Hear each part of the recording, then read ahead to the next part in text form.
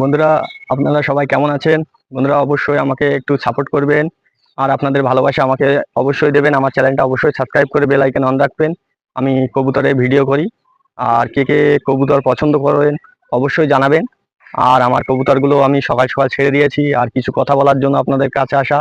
আর কে আপনারা বলবেন যে এটা আমি যে বানাইছি, বন্ধুরা, আমি এটা বানানোর কারণ, এটা আমার খুবই শখের একটা ঘর। আমি ছোটবেলার থেকে ভাবতাম যে এরকম একটা ঘর করে তৈরি করব, আর সেটা আমি তৈরি করেছি। এখানে আমার পায়রা টায়রা দিয়ে আমার টোটাল আমার প্রায় 10,000 টাকা খরচা হয়ে গেছে, বন্ধুরা।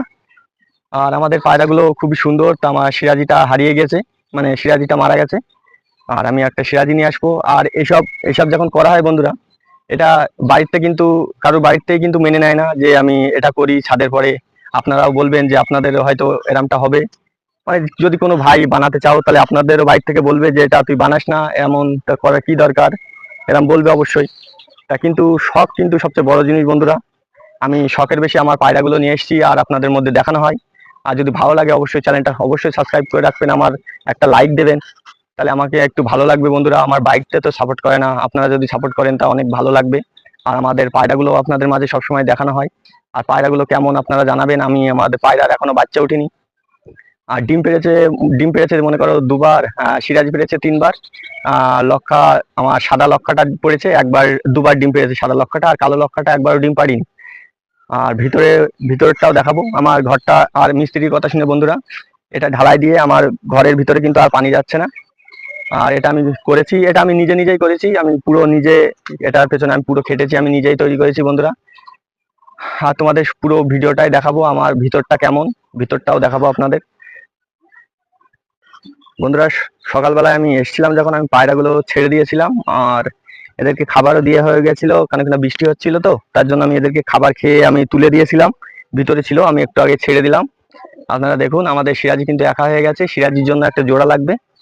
আর আর আমাদের দেখুন, আমাদের পায়রা ঘরটাও কিন্তু এখন হালকা রসালো ভাব আছে, পানি হালকা হালকা আসছে, মানে এটা কোনো ফ্যাক্ট হবে না, এটা হয়তো বৃষ্টির দিনে হতেই পারে। আর আমাদের লক্ষামাদিটা দেখা যাক কি করছে, আপনাদের দেখাই। কিন্তু আমার দেখুন, আমার এই পায়রাটা খুবই গরম একটা পায়রা, লক্ষাটা, আর খুবই এগ্রেসিভ একটা। দেখুন এর ভাব ভঙ্গিটা দেখুন, এখন ভয় পাচ্ছে। ও যদি কোনো ঘরের মধ্যে থাকতো তাহলে আমাকে ঠুকিয়ে দিত। আর আমাদের রানীর কাছে ডিম আছে, দেখুন রানী ডিমটা দেখাও একটু, রানীর উঁচু করে পাটা, এই দেখুন ডিম আছে কিন্তু দুটো। আর আমাদের এই মাদিটা কিন্তু, বন্ধুরা, এখনো ডিম দিইনি।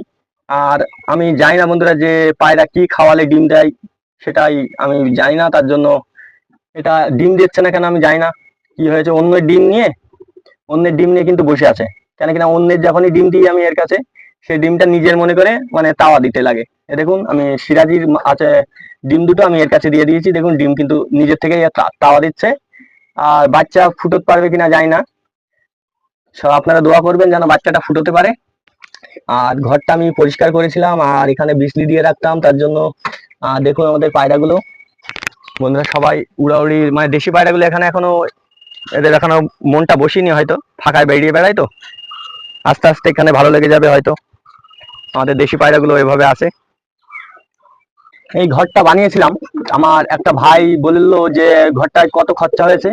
আমি তার জন্য আমি বলেছিলাম যে আমি, ভাই, তোমাকে একটা ভিডিও বানিয়ে দেবো।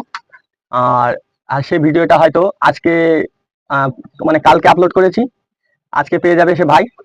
আর আপনারা ওই ভিডিওটা অবশ্যই, বন্ধুরা, আপনাদের বন্ধুদের মাঝে শেয়ার করবেন আমার ভিডিওগুলো দেখার জন্য। আর বন্ধুরা, যদি ভিডিও দেখে ভালো লাগে অবশ্যই চ্যানেলটা সাবস্ক্রাইব করে দেবেন। আর আপনারা অবশ্যই দোয়া করবেন যেন আমার কবুতরগুলো সুস্থ থাকে।